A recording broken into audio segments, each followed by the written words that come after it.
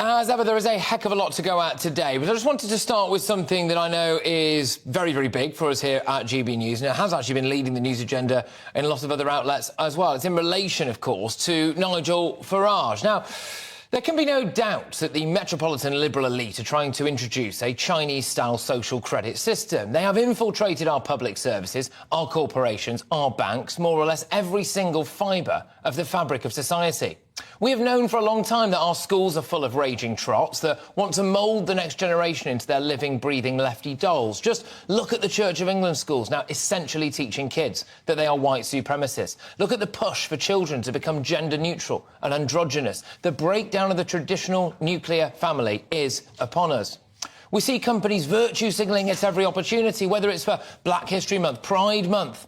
It's a shame that they don't have a let's not shamelessly profiteer and rip off the customer month. That would be nice, wouldn't it? Hardware store Wix coming out and basically calling customers who think that women are women ignorant bigots. And now, banks and financial institutions. Nigel Farage has exposed Coutts, and like dominoes, others will now follow. Thousands of people will come out of the woodwork to say that they've been treated the same way.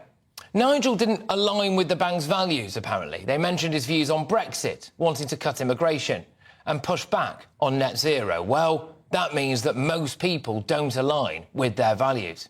If you try to debunk the establishment will debank you. They will try to ruin you financially. They will non-person you.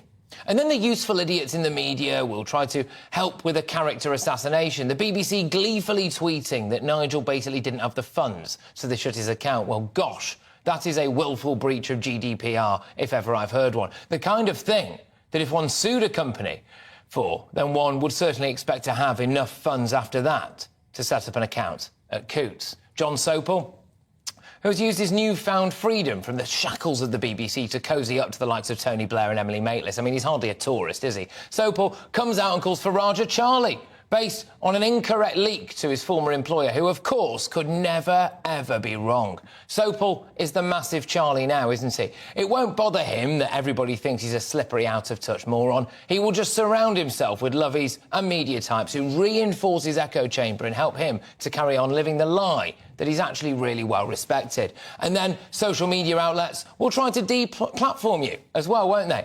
I had this experience recently where I tweeted a joke and then a mob picked it up, ran with it and got me a lifetime ban from Twitter that actually lasted less than 24 hours because the majority of people saw sense and went into bat for me, helping to expose what a farce the whole thing really was. But this is how it works. There is a set of values pushed on kids. It's pushed onto people on the high street and through media advertising. Then there are reputational implications in the media. Then there is a deplatforming on social media. And then there are financial implications for not adhering to those values. And all of this ultimately leads to the most devastating thing of all, self-censorship in the home and in polite company. Why? Because nobody wants that stuff to happen to them. And then the dystopian Orwellian symphony of indoctrination is complete, isn't it? And what I find very noticeable is that the people who try to claim this doesn't exist and isn't happening tend to hold the very same views and values that are being pushed on everyone, so they don't really care.